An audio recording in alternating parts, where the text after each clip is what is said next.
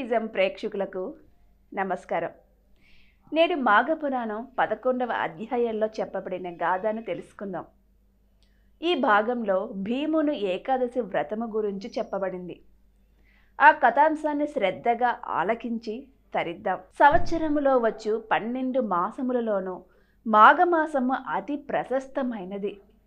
అటువంటి మాఘమాసములో నదిలో గాని, నది లేని చోట తటాకమందు గాని, తటాకము కూడా అందుబాటులో లేని ఎడల నూతి వద్ద గాని స్నానము చేసినచో పాపములన్నయూ హరించిపోవును. పూర్వం అనంతుడను విప్రపుంగవుడు యమునా నది తీరమందున్న అగ్రహారములో నివసించుచుండెను. అతని పూర్వీకులందరూ గొప్ప జ్ఞానవంతులు, తపస్శాలురు, దాన ధర్మములు చేసి కీర్తి పొందిన వారై ఉన్నారు. అతడు చిన్నతనములో గడుసరి పెంకివాడు.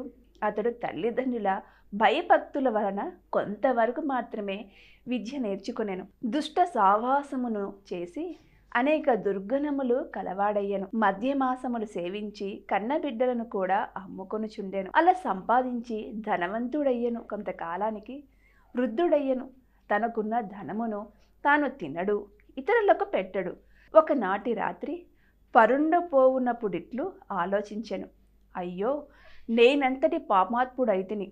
ధనము, శరీర బలము ఉన్నదను మనోగర్వముతో జీవితాంతము ముక్తినిచ్చే పుణ్యకారం ఒక్కటయు చేయలేకపోయినను గాదా అని పశ్చాత్తాపము నొందుతూ నిద్రపోయెను. అన్ని రోజులు ఒకే విధముగా నుండవు కదా. ఆనాటి రాత్రి కొందరు చోరులు అనంతుని ఇంటిలో ప్రవేశించి ధనము, బంగారము ఎత్తుకొని పోయిరి. అనంతుడు నిద్ర నుండి లేచి చూడగా అతని సంపదంతా అపహరింపబడినది. అన్యాయముగా ఆర్జించిన ధనము అన్యాక్రాంతము అయ్యోనని రోదన చేసినాడు. ఆ సమయమున పెద్దల నీతులు జ్ఞప్తికి వచ్చినవి. తాను చేసిన పాపములకు ప్రాయశ్చిత్తము కోరసాగెను. ఆ సమయముననే మాఘమాసము నడుచుచున్నందున యమునా నదికి వెళ్ళి స్నానమాడెను. అందువలన అతనికి మాఘమాస నదీ స్నాన ఫలము దక్కెను. నదిలో మునిగి తడి బట్టలతో ఒడ్డునకు వచ్చెను. చలికి గడగడా వణికి బెర్ర బిగుసుకుపోవచ్చు నారాయణ అని ప్రాణములు విడిచినాడు. ఆ ఒక్క దివ్యమైన నదిలో స్నానము చేయుట వలన అతడు చేసి ఉన్న పాపములన్నీ నశించిపోయి వైకుంఠవాసుడయ్యను అని వశిష్ఠుడు తెలియజేశాను. పాండవులలో ద్వితీయుడు భీముడు. అతడు మహాబలుడు, భోజన ప్రియుడు, ఆకలికి ఏ మాత్రము ఆగలేనివాడు. బండెడన్నమైనను చాలదు. అటువంటి భీమునకు ఏకాదశి వ్రతము చేయవలనని కుతూహలము పుట్టినది. కానీ ఒక విషయములో బెంగతో ఉండెను.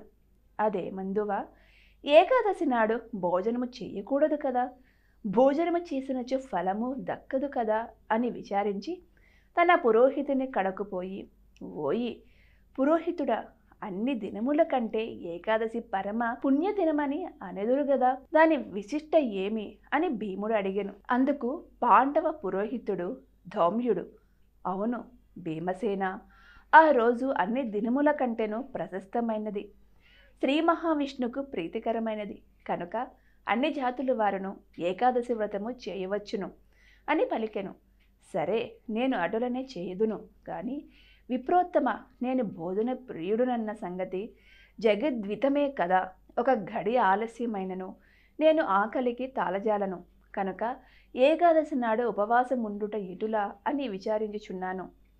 ఉపవాసమున్న దినముననే ఆకలి ఎక్కువగా నుండెనే, కావున ఆకలి దాహము తీరులాగున ఏకాదశి వ్రతఫలము దక్కులాగున నాకు సలహానియ్యము అని భీముడు పలికెను. భీమసేనుని పలుకులకు ధౌమ్యుడు చిరునవ్వు నవ్వి, రాజా, ఏకాదశి వ్రతమునకు దీక్ష అవసరము. దీక్షతోనే కార్యము చేసినను కష్టము కనిపించదు. కాన నీవు దీక్ష బూరినచో ఆకలి కలుగదు. రాబోవు ఏకాదశి అనగా మాఘశుద్ధ ఏకాదశి మహాశ్రేష్టమైనది. దానిని మించిన పర్వదినము మరి ఒకటి లేదు. ఒక్కొక్క సమయంలో మాఘ ఏకాదశి రోజు పుష్యమి నక్షత్రముతో కూడినదై యుండును. అటువంటి ఏకాదశి సమానమగునది మరి ఏమీ లేదు.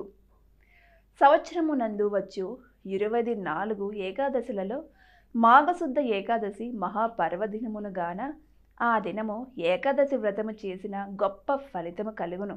ఇందు ఏ మాత్రమును సంశయము లేదు. కాన ఓ భీమసేన, నీవు తప్పక మాఘశుద్ధ ఏకాదశి వ్రతము నాచరింపు. ఆకలి గురించి దిగులు పడకుము. దీక్షతోనున్న ఎడల ఆకలి ఏ మాత్రమును కలుగదు, నియమము తప్పకూడదు అని వివరించెను. ధౌమ్యుని వలన తన సంశయము తీరినట్లు గుటలే భీముడు మాఘశుద్ధ ఏకాదశి నాడు అతి నిష్ఠతో వ్రతము చేసి ఉపవాసం ఉండెను. అందులకే మాఘశుద్ధ ఏకాదశిని భీమ ఏకాదశి అని పిలుతురు. అంతేగాక ఓ దిలీప్ మహారాజా, పరమేశ్వరునకు అత్యంత ప్రీతికరమగు శివరాత్రి కూడా మాఘమాసమందే వచ్చును. కాన మహాశివరాత్రి మహత్యమును గురించి కూడా వివరించెదను. శ్రద్ధాలువై ఆలకింపుము అని వశిష్ఠుల వారు దిలీప మహారాజుతో ఇట్లు పలికిరి. ఏకాదశి మహావిష్ణువునకు ఎటుల ప్రీతికరమైనదో అదే విధముగా మాఘ చతుర్దశి అనగా శివ చతుర్దశి, దీనినే శివరాత్రి అని అందురు. అది ఈశ్వరునికి అత్యంత ప్రీతికరమైన దినము. మాఘమాసమందలి అమావాస్యకు ముందు రోజున వచ్చేది దీనినే మహాశివరాత్రి అని అందరూ పిలిచెదరు. ఇది మాఘమాసంలో కృష్ణపక్ష చతుర్దశి నాడు వచ్చును. ప్రతి మాసమందు వచ్చు మాస శివరాత్రి కన్నా మాఘమాస కృష్ణపక్షంలో వచ్చు మహాశివరాత్రి పరమేశ్వరునికి అత్యంత ప్రీతికరమైనది. ఈనాటి ఈ 11వ అధ్యాయం పూర్తయింది. రేపటి భాగంలో మరో దివ్యగాథతో కలుద్దాం. నమస్కారం.